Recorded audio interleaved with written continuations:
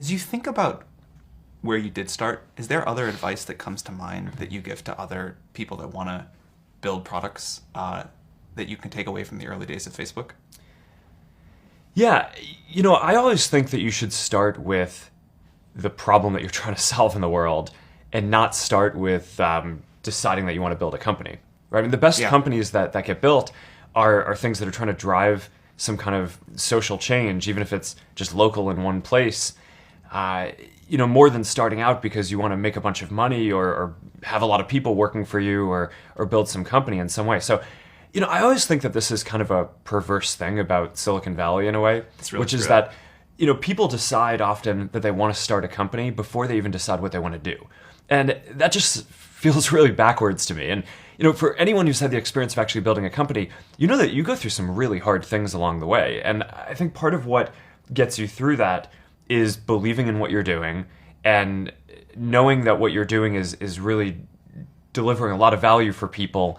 And that's, I think, how the best companies end up getting made. The two most important things that I look for are, number one is just raw intelligence, right? Because you can hire someone who's a software engineer and has been doing it for 10 years, and if they're doing it for 10 years, then that's probably what they're doing for their life, And that's cool, but there's some things that person can do, and they're definitely useful within an organization and can do a lot of stuff. But if you find someone whose raw intelligence exceeds theirs but has 10 years less of experience, then they can probably adapt and learn way quicker, and within a very short amount of time be able to do a lot of things that person may never be able to do. And so I think that's the most important thing that I look for. And the second is just alignment with what we're trying to do. So people can be really smart or have skills that are directly applicable, but if they don't really believe in it, then they're not going to really work hard, and they're not going to, even if they're that smart guy who doesn't have the relevant experience, they're not going to care enough to develop the relevant experience in order to succeed. So I think that the best people who I've hired so far have been people who didn't really have that much engineering experience. I hired a couple of electrical engineers out of Stanford to do programming stuff, and they had very little programming experience going in, but just really smart, really willing to go at it. And the guy who just wrote photos was one of those guys.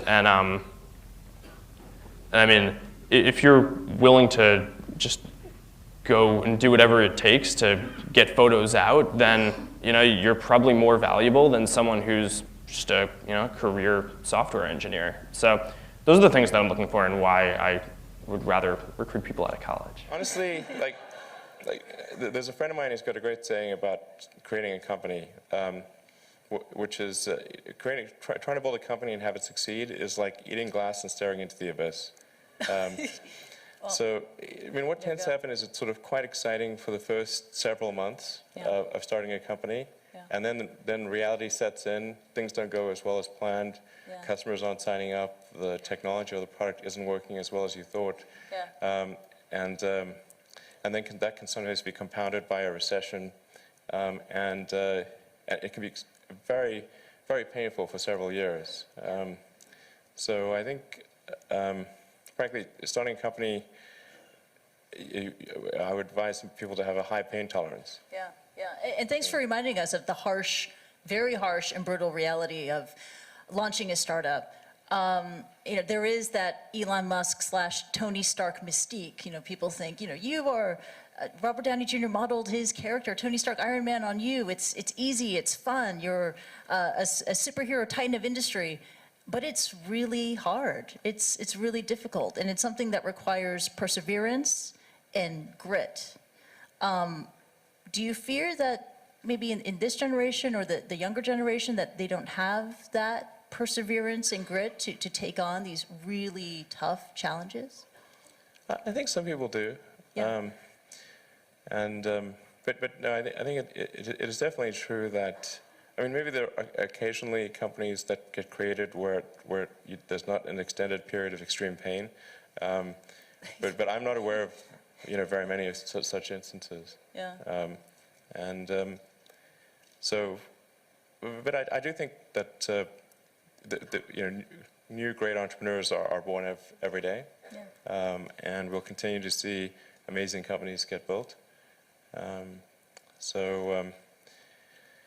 Yeah, but I would definitely advise people who are starting a company to expect a long period of quite high difficulty. Yeah.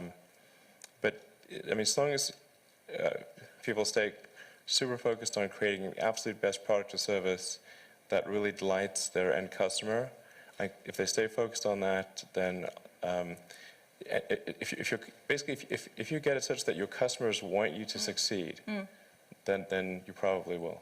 All right. You have